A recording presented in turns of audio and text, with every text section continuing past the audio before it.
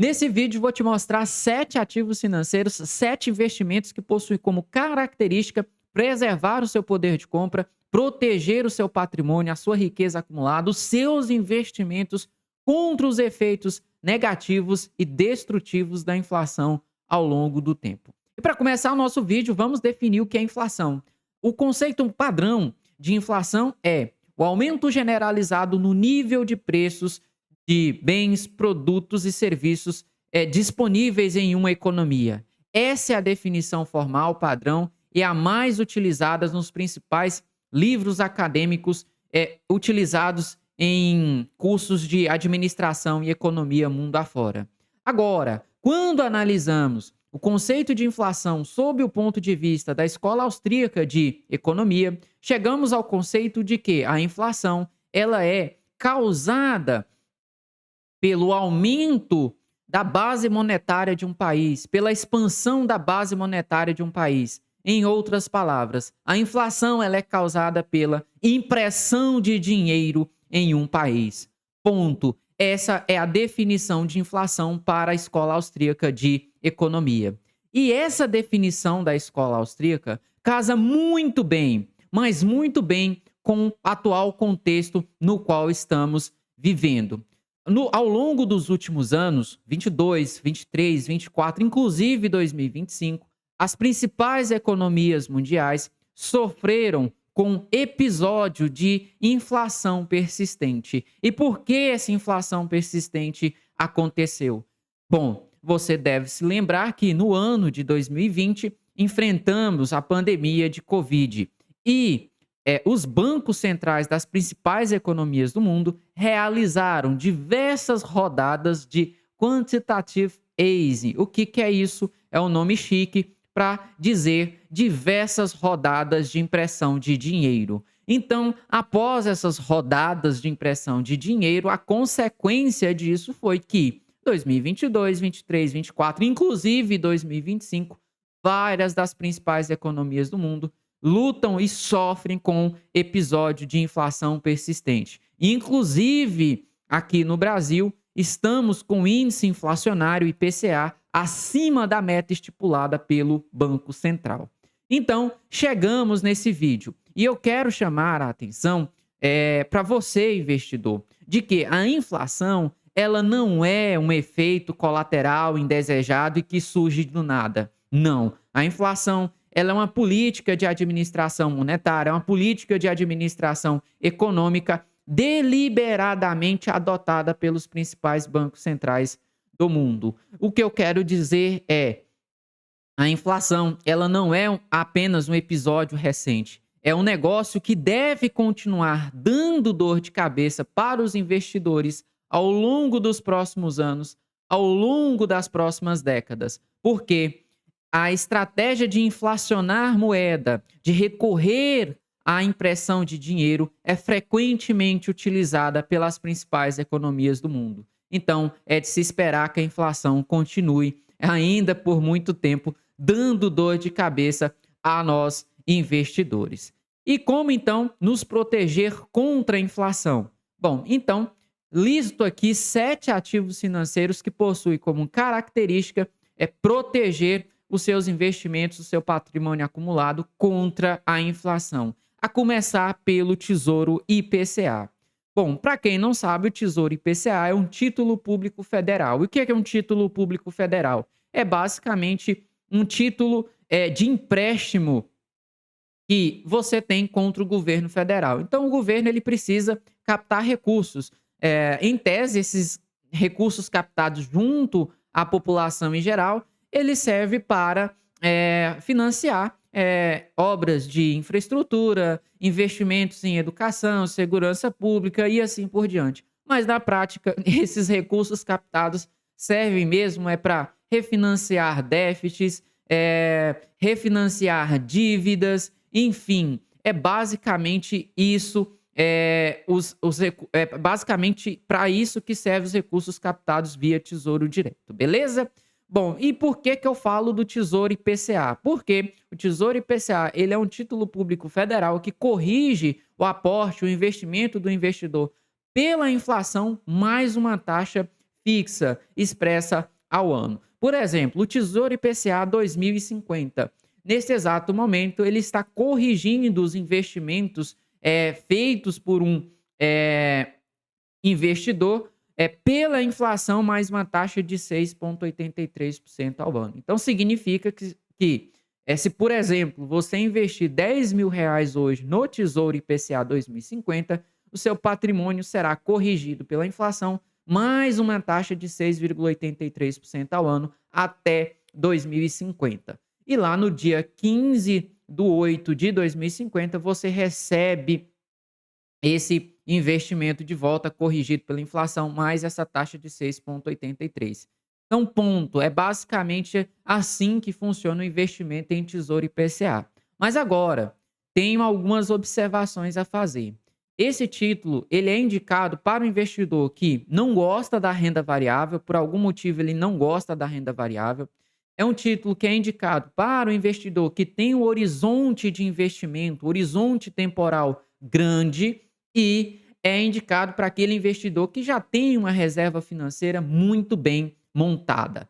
Então, cumprindo esses critérios, o investidor, né, se elege ou pode ser elegível para aportar em Tesouro IPCA mais 2050. Lembrando, isso aqui não é uma recomendação de compra nem de venda desse ativo. Outro detalhe que eu quero chamar a atenção é que o ideal é que, ao investir num título dessa natureza, o investidor ele leve esse investimento até o vencimento. Por quê? Entre a data de compra e vencimento do título, que no nosso exemplo é 15 de agosto de 2050, o preço desse título ele flutua devido às mudanças nas taxas de juros. Então, se o investidor, por algum motivo, resolver vender o título no meio do caminho, ele pode vender esse título com lucro e com a rentabilidade maior do que o IPCA mais 6,83, ou pode vender esse título com prejuízo, com a rentabilidade inferior ao IPCA mais 6,83. Então, para evitar surpresas negativas, o ideal é que você leve esse título até o vencimento. Beleza? Então, para ser elegível, o investidor ele tem que ter um horizonte temporal grande, um horizonte de investimento grande, ele tem que ter uma reserva muito bem constituída e, além disso, ele tem que levar esse título, idealmente, né, deve levar esse título até o vencimento. Ou seja, o dinheiro aplicado no Tesouro IPCA+, ele não pode ter como característica utilidade, ser utilizado no curto prazo. Então, é um investimento de longo prazo. Dinheiro que é aportado não é um dinheiro em que você deve ali sacar ele no curto prazo, porque, conforme eu disse para você, se você vender o título no meio do caminho, você pode vender esse título com prejuízo ou com lucro. Então, idealmente, você deve levá-lo até o vencimento para evitar qualquer tipo de surpresa negativa. Bom, uma outra estratégia que pode ser adotada aqui é comprar o título com o maior prazo possível. Por quê? Porque quanto maior o prazo de vencimento de um título, significa que maior é o tempo em que os juros compostos trabalha sobre aquele investimento. E, além disso, maior é o tempo em que esse investimento não sofre nenhum tipo de tributação. Então, quando você deixa os juros compostos trabalhar por mais tempo e evita a tributação o máximo possível, no final das contas você vai ter um patrimônio maior. Por quê? Você deixou os juros compostos trabalhar por mais tempo e, além disso, você não pagou nenhum tipo de taxa ou imposto ali no meio do caminho. Então, isso tudo contribui para que sua remuneração no longo prazo seja maior. Quando você compra títulos de renda fixa de prazo mais curto e títulos que sejam tributados, como é, por exemplo, o caso do Tesouro IPCA, significa que, se você comprar um título de 2029, daqui a 4 anos você já vai sofrer a tributação do imposto de renda. Então, após os 4 anos, você vai receber esses recursos, mas vai ter ali a mordida do imposto de renda e vai reinvestir esse negócio. Se comprar um outro título curto, mais 4, 5 anos, mais uma vez você tem a incidência de imposto de renda. Então, esses sucessivos pagamentos de impostos faz com que o seu montante no longo prazo seja menor. Então, se for investir no Tesouro Direto, escolha títulos, né, com vencimento maior, 2040, 2050, 2060, enfim, pois você garante que os juros compostos atuem por mais tempo e evita o pagamento de impostos sucessivos ao longo do caminho, contribuindo assim para que você tenha um montante maior no longo prazo, beleza? Então esse é o primeiro título e por que que eu apresentei ele primeiro? Porque é tido como um título livre de risco. Por quê? O emissor é o governo federal. Para você não receber esse título, o governo ele tem que quebrar. E, em última instância, o governo pode imprimir moeda para poder pagar essa dívida. Isso é bom? Você já sabe que não, né? Mas, enfim, em última instância, pode emitir moeda para pagar essa dívida. Então, esse é o primeiro título que temos disponíveis para proteger os nossos investimentos, nosso patrimônio a longo prazo contra os efeitos negativos da inflação. Bom, o segundo título que eu quero apresentar para vocês é as debêntures incentivadas. E aqui eu quero chamar a sua atenção que existe a debênture comum, normal, que é uma debênture que é um título de dívida, que ao receber juros, você paga imposto de renda. Agora, você tem a debênture incentivada. O que é uma debênture incentivada? Primeiro, vamos definir o que é debênture, para ficar claro. Debênture, gente, é basicamente um título de empréstimo emitido por uma empresa grande, normalmente um SA. Então, uma empresa SA, que normalmente já é uma empresa grande, ela possui alguns caminhos para poder contrair empréstimo. Ela pode pegar empréstimo junto a um banco múltiplo. Você tem, por exemplo, aí, Itaú, Santander, BTG, enfim. Ela pode pegar esse investimento, esse crédito junto a essas instituições financeiras diretamente. Ela pode recorrer ao BNDES para conseguir um crédito subsidiado, ou ela pode recorrer ao mercado, a nós investidores, para captar empréstimo também e financiar suas operações. Então, isso é uma debênture. É uma maneira que a empresa tem de contrair empréstimo no mercado. Então, quando você compra uma debênture, você está emprestando dinheiro para uma empresa. E o que é uma debênture incentivada? Uma debênture incentivada é um título de dívida emitida por uma empresa inserida em um setor estratégico, como, por exemplo, educação, saneamento, energia, transporte e assim por diante. E por que que essas debêntures são isentas de imposto de renda? Gente, porque educação, transporte, saneamento, energia são setores ligados ao crescimento econômico, ao desenvolvimento de infraestrutura do país. Então, como são setores estratégicos para o governo brasileiro, o governo, então, por meio de lei, isenta o recebimento de juros de imposto de renda aos investidores, como forma de incentivar os investidores a emprestar dinheiro para essas empresas. Por isso, debêntures incentivadas, porque são debêntures em que os investidores não são tributados com os lucros, né, com os juros que eles recebem dessas debêntures, beleza? Então, isso é uma debênture incentivada. E no mercado, a gente encontra várias debêntures incentivadas, ou seja, isentas de imposto de renda, que são corrigidas pelo IPCA mais uma taxa. Algumas delas pagam muito mais do que o Tesouro IPCA+. Então, você encontra algumas debêntures que pagam IPCA mais 9, IPCA mais 8, algumas IPCA mais 10, enfim. Então, é uma forma que você também tem de se posicionar e de defender o seu patrimônio, proteger o seu patrimônio contra os efeitos danosos da inflação ao longo do tempo. Só que aqui eu quero chamar a sua atenção que existe uma via alternativa para investir em debênture, porque na média, para fazer aporte em uma única debênture, você vai precisar ali mais ou menos de R$ 1.000. Gente, esse valor ele às vezes é maior, às vezes é menor, mas na média vai ser ali R$ 1.000. Agora, temos um veículo alternativo que é o Fundo de Investimento em Infraestrutura, que são fundos que possuem como estratégia principal comprar debêntures incentivadas. Ou seja, é um fundo que o gestor ele só compra debênture incentivada. E aqui temos algumas vantagens. Primeiro, o investidor que compra a cota de um fundo de investimento em infraestrutura e vende essa cota com lucro, ele não paga imposto de renda sobre o ganho de capital. Os dividendos mensais que é distribuído são isentos de imposto de renda. E o próprio dividendo mensal é uma outra vantagem, porque quando você compra uma debênture, às vezes o pagamento de juros é trimestral, semestral, anual ou até mesmo no vencimento. Então você não tem um fluxo de recebimento de juros mensais. Agora, quando você compra um fundo de investimento em infraestrutura, todos os meses você recebe ali rendimentos que são distribuídos pelo fundo. Então você já viu aqui 3 vantagens. E temos uma quarta vantagem. Você não precisa, por exemplo, de R$ 1.000 para poder fazer um aporte.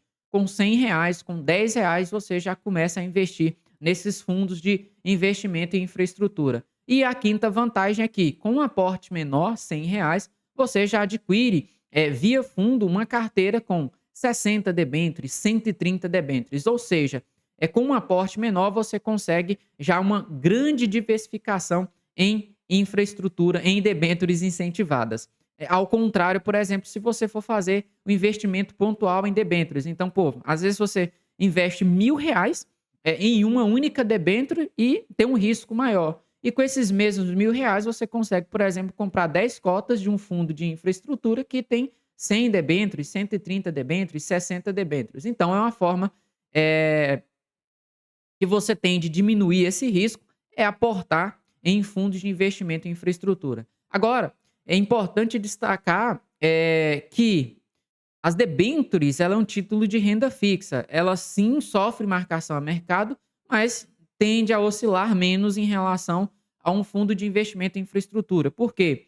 A debênture ele é tido como título de renda fixa e quando você investe em um fundo de investimento em infraestrutura, ele é um ativo de renda variável, ou seja, o preço da cota desse fundo de investimento em infraestrutura, ele oscila diariamente na bolsa de valores. Então, se você é um cara que gosta da renda fixa e que por algum motivo não tem um perfil voltado para a renda variável, talvez valha a pena considerar o investimento em debêntures diretamente. Agora, se você é uma pessoa que tem perfil voltado para a renda variável, entende como funciona o fundo de investimento em infraestrutura, talvez seja mais inteligente investir em um fundo de investimento em infraestrutura, porque com aportes menores você consegue comprar uma carteira muito bem diversificada de debêntures, diluindo o seu risco, além, é claro, de receber um fluxo de caixa mensal, ou seja, rendimentos mensais isentos de imposto de renda na sua conta todos os meses. Então, essa é a segunda alternativa que a gente tem para se posicionar, nos proteger contra a inflação. E aqui eu quero mostrar alguns exemplos de fundos de investimento em infraestrutura. A gente tem, por exemplo, o Cadif 11, que é um fundo gerido pela Quineia, que possui uma carteira com mais de 60 debêntures incentivadas. Então, só para você ver a importância, né, de você, com aporte menor, no caso aqui, o fundo da Quineia, o Cadif, ele é um fundo em que a cota está ali por volta de 120, R$ 122. Então, com aporte, né, de 120, R$ 122, aqui, no último relatório gerencial o preço era R$ 122,59, você consegue adquirir uma carteira ali com 68 emissões de debêntures. Então, com aporte menor, você consegue uma diversificação grande. E é um fundo, né, que tem desempenhado bem ao longo do tempo. Então, talvez seja interessante, talvez seja uma via interessante para investir em debêntures incentivadas. Veja que o desempenho do fundo ao longo do tempo supera, né, o retorno acumulado do IMAB, que é basicamente ali uma média de alguns títulos do Tesouro Federal, do Tesouro Nacional, do Tesouro Direto atrelado, né, ao IPCA. Então veja que o fundo, em média, supera lá os títulos públicos atrelados ao IPCA. O mesmo acontece também com o Juro 11, né? O Juro 11 é um fundo que também investe em debênture incentivada, só que é tocado pelo pessoal da Esparta. O Juro 11 ele é um fundo que ele tem uma diversificação maior do que o fundo da Quiné. Então, se você for analisar o relatório gerencial do fundo, você vai ver que é um fundo que possui mais de 130 debêntures em seu portfólio. E é um fundo que tem uma performance bacana. Então, é um fundo que, em média, a carteira está rendendo ali IPCA mais 9. Então, em média, as debêntures do fundo remuneram IPCA mais 9. É um fundo que, né, custa ali mais ou menos R$ 100 no mercado e com esse aporte de R$ 100 você compra uma carteira com mais de 130 debêntures em diversos setores diferentes. Então é uma baita diversificação e é um fundo que, no longo prazo, tem apresentado um baita de um retorno. Veja que ele consegue superar o IMAB5 aí com a rentabilidade superior em 18%. Então, também, em média, um fundo que consegue superar ali a cesta de títulos públicos atrelados ao IPCA. Lembrando, gente, isso aqui não é a recomendação de compra, não é a recomendação de venda, é apenas para fins didáticos e mostrar para vocês que existem sim boas alternativas para nos proteger contra a inflação ao longo do tempo, beleza? Bom, o terceiro ativo que eu quero mostrar e apresentar aqui para vocês são os fundos de investimento imobiliário. Bom, os fundos de tijolo, especificamente, são fundos que investem em imóveis. E os contratos de locação, em sua grande maioria, são contratos que são corrigidos pelo IPCA, corrigidos pelo IGPM, que são índices inflacionários aqui do Brasil. Então, é uma forma que você também tem de se posicionar contra a inflação. E não só isso, além dos contratos serem corrigidos pela inflação ao longo do tempo, alguns fundos imobiliários, bons fundos imobiliários, têm o seu valor patrimonial crescente ao longo do tempo, ou seja, o portfólio de imóveis ao longo do tempo acaba incorporando a inflação ali no preço dos imóveis. Então, é uma outra forma que você tem de se proteger contra a inflação. E detalhe, são fundos que pagam rendimentos mensais aos seus cotistas isentos de imposto de renda. Agora, é importante destacar que é um investimento, um título ficou engraçado, né? É um investimento de renda variável. Então, o preço da cota dos fundos imobiliários, logicamente, sofre variações no seu preço diariamente na Bolsa de Valores. Mas é uma outra forma que você tem de se posicionar contra a inflação. E não só isso, através dos fundos imobiliários, você consegue, por exemplo, acessar inquilinos e imóveis de altíssima qualidade. Então, por exemplo, a LZR11 é um fundo que tem loja de varejo alimentício, então aqueles armazéns grandes, né, locados para empresas como a Açaí e em diversas regiões do país, né, São Paulo, Rio de Janeiro. É um fundo que tem data center, então prédio que é voltado só para data center. É um fundo que tem alguns imóveis mais comerciais voltados para clínicas, enfim. É um fundo, né, bastante diversificado que você pode ver, né, investe em imóveis de altíssimo padrão construtivo em localizações privilegiadas. Então veja que é um fundo que tem imóveis, né, no Morumbi, em São Paulo, Vila Mariana, São Paulo. Então, localizações realmente interessantes e que dificilmente o investidor, pessoa física comum, teria acesso se não fosse através dos fundos imobiliários. Então veja que é um fundo que tem centro de distribuição do Mercado Livre, Oba Hortifruti, tem algumas lojas da Oba Hortifruti que também são do fundo. Então veja que o fundo ele tem imóveis de altíssima qualidade, tem inquilinos de altíssima qualidade e repassa esses aluguéis mensalmente aos seus cotistas através da distribuição de rendimento. E legal, né? Um rendimento isento de imposto de renda. Então, essa é a terceira forma que temos de nos proteger contra a inflação. Além disso, temos uma outra forma que é justamente investir em ações pagadoras de dividendos, principalmente ações de setores como saneamento, telecomunicação, energia, bancos e também seguros. Porque são empresas que, de certa forma, minimamente, conseguem repassar o custo da inflação em seus produtos. Então, se você tem uma conta de telefone, você provavelmente sabe que anualmente essa conta ela é ajustada, corrigida pela inflação. O mesmo acontece com seguros, né? O prêmio que você paga de seguro ele é anualmente ajustado pelo IPCA ou algum outro índice inflacionário. As empresas de saneamento e energia, embora, né, algumas vezes o reajuste acaba ficando abaixo da inflação, mas no longo prazo os reajustes nos preços acabam acompanhando ali a inflação. É lógico, isso não é exatamente, né, síncrono, mas de certa forma são empresas que conseguem ainda repassar a inflação dos seus produtos. E no caso do setor bancário aqui no Brasil, é importante destacar que os bancos que atuam aqui no Brasil, Bradesco, Itaú, enfim, são instituições, né, modelos para outros bancos mundo afora, porque temos aqui no Brasil os bancos mais lucrativos do mundo, né? Se não os mais lucrativos do mundo. Então, é importante destacar isso. Então, são empresas grandes, maduras, que possuem fluxo de caixa ali previsível, lucro previsível. Então, consegue, de certa forma, repassar esses custos da inflação nos seus produtos e ainda distribui dividendos regulares aos seus acionistas. Então, ao comprar ações pagadoras de dividendos, você consegue se proteger minimamente contra a inflação. Importante destacar. Pô, Anderson, tem exemplo? Tenho exemplo.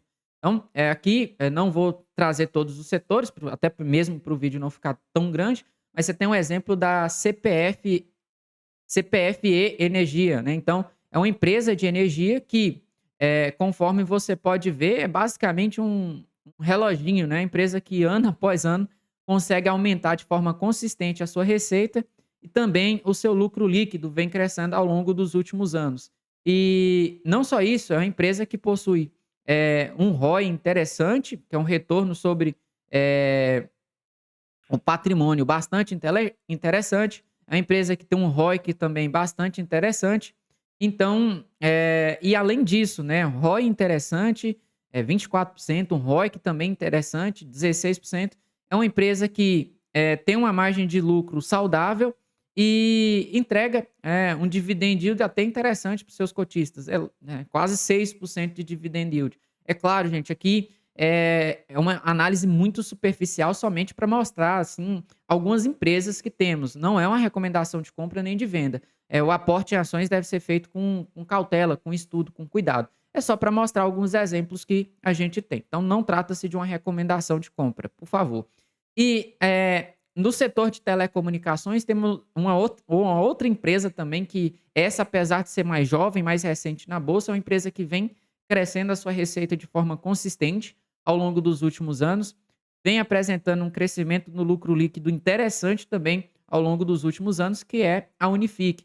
E não só isso, né? Além de apresentar um lucro crescente, uma receita crescente ao longo dos últimos anos, a empresa que tem ali um ROI ok, tem um ROI que também ok, não é dos melhores do mundo, mas tá ok, né? Não são números ruins, né? Péssimos da empresa.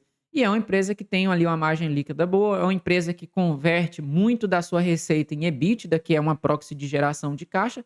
E além disso, é uma empresa que tem apresentado um retorno aos acionistas interessante ao longo dos últimos anos, tem crescido o resultado. E além disso, apesar de ser uma pequena empresa, entrega ali pouco mais de 5% de dividend yield aos seus acionistas.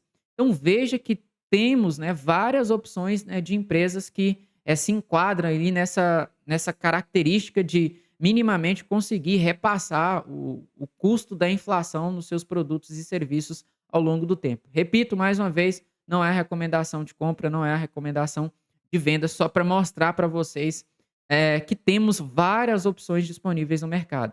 E não só isso, né? Se a gente for analisar aqui a rentabilidade, por exemplo, do BOVA11, que é basicamente ali o índice da Bolsa de Valores brasileiras, você vai ver que ela ainda consegue superar a inflação minimamente. Fora, né, a Bolsa costuma flertar muito ali com a inflação, né, andam basicamente em alguns períodos junto ali, né, bem colados, mas que no longo prazo tem conseguido superar a inflação, né? Se a gente pegar o índice de dividendos, que é basicamente as empresas que investem, aliás, se a gente for pegar esse índice que basicamente tem empresas que pagam dividendos, são boas pagadoras de dividendos, você vai ver que o retorno acaba sendo maior do que o IPCA. Então, se a gente considerar que as empresas de dividendos, você vai ver que no longo prazo essas empresas elas conseguem superar o IPCA com certa folga. Então, é uma outra opção de proteção que temos contra a inflação. E o nosso quinto ativo é o ouro. O ouro ele é uma reserva de valor milenar, então o humano ele utiliza o ouro como reserva de valor, algumas vezes ao longo da história como também meio de troca, há milênios de ano. Então, é uma forma milenar de preservar valor ao longo do tempo. E não só isso, né?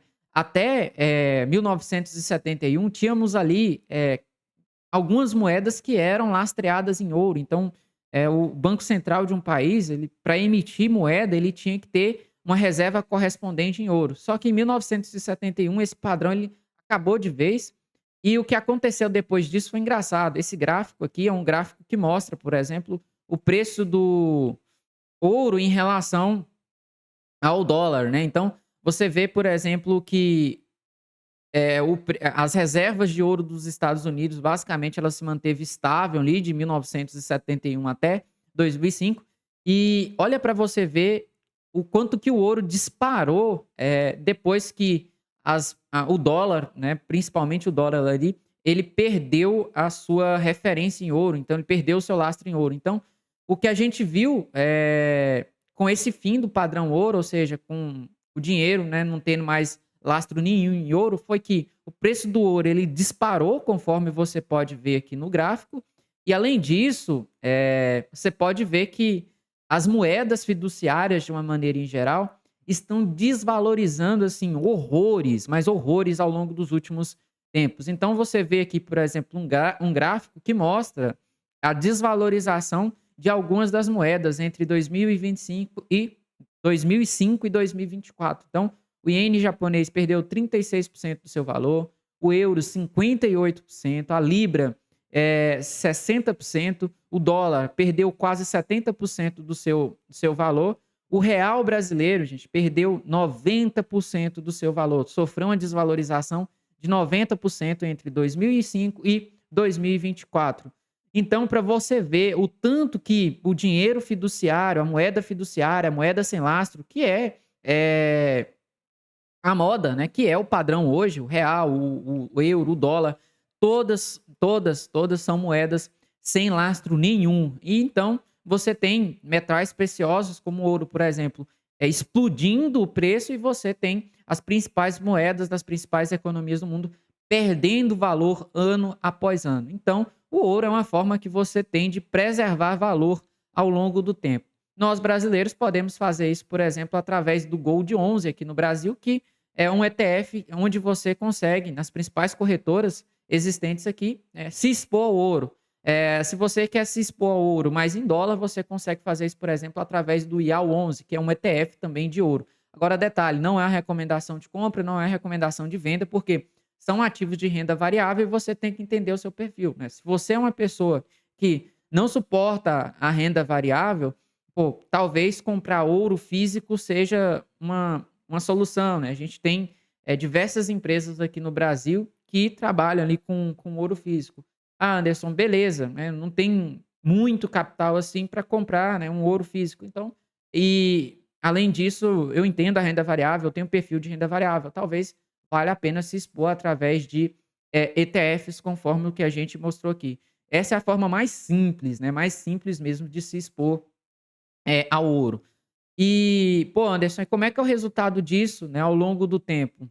Você pode ver aqui que o ouro, né, ele tem superado, assim, com folga. É claro, isso aqui é um gráfico de curto prazo, no longo prazo é pior, né?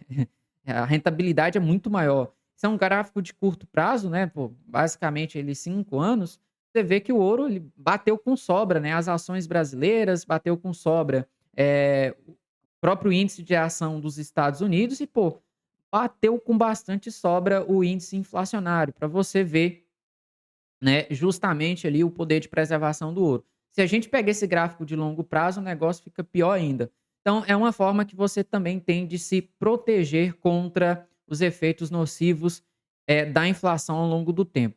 Bom, seguindo, outra forma que você tem de minimamente conseguir, defender o seu patrimônio contra a inflação sim, investir em ações estrangeiras, né, principalmente ações ali, ligadas ao dólar.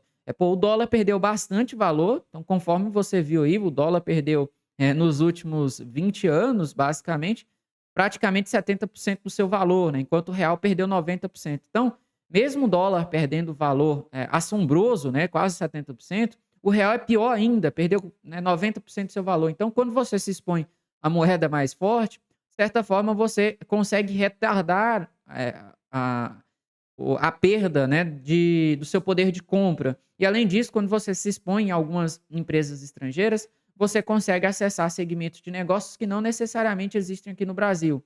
E historicamente, o desempenho de empresas estrangeiras, principalmente se a gente pegar o índice americano, ele é muito, mas muito superior ao desempenho das empresas brasileiras e claramente consegue bater com folga a inflação no longo prazo. E Anderson, temos alguma evidência disso? Talvez não seja o melhor estudo, enfim, mas sim temos alguma evidência, né? Quando você pega, por exemplo, o desempenho, né, da Bolsa Brasileira, e também das principais empresas de dividendos do Brasil, e compara isso com o desempenho da Bolsa Americana, não tem nem comparação, né? Você vai ver aqui, por exemplo, que, pô, no longo prazo, a Bolsa Americana ela ganha com sobra, né? Com sobra mesmo em relação às principais empresas brasileiras. Então, nos últimos anos, né, então aqui a gente está considerando 5 anos, eu sei, uma janela, eh, temporal curta, mas no longo prazo essa diferença ela fica maior, né, então é só para você ter uma noção mesmo. Então, enquanto, né, a bolsa americana, subiu 100%, pô, o índice de dividendos brasileiro foi de aproximadamente 70%, né. A bolsa brasileira como um todo 38% e o IPCA 33%. Então, se expor a ativos estrangeiros, e também moedas mais fortes do que o real, você consegue, né, retardar ali a sua perda de poder de compra quando investindo em moeda mais forte e investindo em ações internacionais, você se expõe a um desempenho que historicamente é muito superior ao desempenho das empresas e do mercado brasileiro. Então, mais uma forma de você se expor, a esse desempenho melhor e também proteger o seu patrimônio contra a inflação, beleza? Então, essa é uma outra forma que você também tem de fazer essa proteção contra a inflação. Bom, chegamos então ao Bitcoin. O Bitcoin é a nossa sétima forma de proteção contra a inflação. O Bitcoin é uma moeda digital, ele é escasso porque eh, ele é programado para ter apenas 21 milhões de unidades de Bitcoin em circulação no mundo, e ele não é manipulado, ele não é controlado por nenhum banco central. Então, isso garante algumas características bem interessantes ao Bitcoin, porque, em tese, as moedas fiduciárias, o ouro não, as moedas fiduciárias, né, o dólar, o real, enfim, o euro, são moedas que, tecnicamente, elas são infinitas, elas podem ser imprimidas ao infinito. Agora, o Bitcoin não, o Bitcoin ele é escasso, vai ter apenas 21 milhões de unidades, pelo menos é o que está programado para ocorrer. Ele não sofre manipulação por parte de nenhum banco central. Então, essas características, né, a escassez dele comparado com o dinheiro infinito que é as moedas fiduciárias, garante a ele certo eh, valorização ao longo do tempo. Essa valorização ocorre porque ele é escasso e também porque, as moedas, de uma maneira em geral, né, têm perdido bastante valor ao longo do tempo, conforme você pode verificar neste gráfico aqui, beleza? Bom, e além disso, o Bitcoin, ultimamente, ele tem sido adotado por várias empresas. Então, aqui no Brasil, a gente tem a Melius, a gente tem a Orange BTC, quase que não saiu, né? Lá fora, né, algumas empresas, pô, se destacam por ter Bitcoin. A Strategy, pô, é a empresa que mais tem Bitcoins, né, como estratégia de tesouraria. Você tem a Tesla, que também tem uma quantidade razoável de Bitcoin. Até o Mercado Livre, gente, tem Bitcoin, né, utiliza o Bitcoin como estratégia de tesouraria. E não só empresas têm adotado o Bitcoin, têm comprado o Bitcoin como reserva, assim como governos como os Estados Unidos e a China também têm comprado Bitcoin como estratégia de reserva de valor. E com isso, é claro, além, é claro, também dos ETFs, né? Vários ETFs de Bitcoin foram criados ao longo dos últimos anos, e isso tudo faz com que a volatilidade do Bitcoin ela vem caindo ao longo do tempo. Então, mesmo que seja um ativo ali ainda com alta volatilidade, é um ativo escasso, é um ativo que tem sido adotado por empresas, por governos e que essa volatilidade ela vem diminuindo ao longo do tempo e que tende gerar valorização tanto pelo fato de ser escasso, tanto pelo fato da própria desvalorização das moedas, né, conforme a gente viu nesse gráfico aqui. Então, é uma outra forma que você tem de se proteger contra a perda do poder de compra das moedas, contra a inflação de uma forma em geral. E, pô, se a gente for olhar aqui, esse site da CoinMarketCap, você consegue ver a lista de empresas, né, que possuem Bitcoin como estratégias de tesouraria. Então, você tem a Strategy com 649 mil Bitcoins, gente. Isso dá 53 bilhões de dólares. Então, é muito dinheiro alocado ali em Bitcoin. E aí a gente tem também outras empresas conhecidas, como a Tesla, que tem 11 mil Bitcoins, quase 1 bilhão de dólares ali investido em Bitcoin. Tem empresa que provavelmente deve ser vinculada ao Trump lá nos Estados Unidos, com quase 1 bilhão também de dólares em Bitcoin. E não só isso, né? A gente tem algumas outras empresas conhecidas aqui também. No Brasil, a gente tem aqui a Orange BTC, que tem 3.700 Bitcoins, né? Quase 300 milhões aí de valor investido em Bitcoin. E não só isso, né?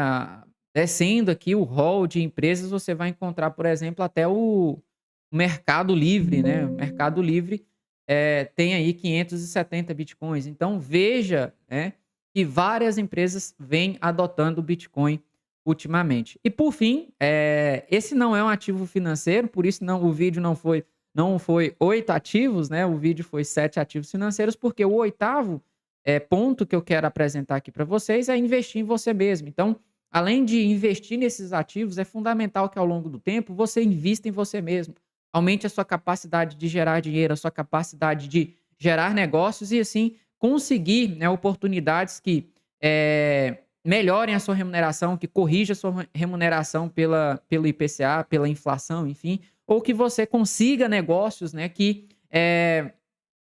você possa ali precificar os seus produtos, seus serviços pela inflação ao longo do tempo. Então, investir em você mesmo é uma outra forma que minimamente você tem de se proteger contra a inflação, né? Porque a pior coisa para um profissional, principalmente no contexto atual, é se tornar um profissional obsoleto. Então, ficar para trás, gente, nessa era é basicamente, né, perder várias oportunidades. E não só isso, né? Ficar para trás com a remuneração cada vez menor é simplesmente perder para a inflação ao longo do tempo. E não é isso que a gente quer. Então, por esse vídeo, eu fico por aqui. Espero que vocês tenham gostado. Realmente, acho que foi um vídeo um pouco mais profundo, além do que muito além do que você normalmente está acostumado a encontrar aqui no YouTube. Então, enfim, espero que tenha gostado. Vocês concordam com esses ativos? Não concordam? Lembrando, não é um rol taxativo, né? Existem outros ativos que também possuem poder de preservar o seu patrimônio, a sua riqueza contra a inflação, mas esses daqui são os modos mais simples, mais acessíveis que as pessoas comuns têm de se proteger contra a inflação. Então, eu espero que vocês tenham gostado. Meu muito obrigado e até breve.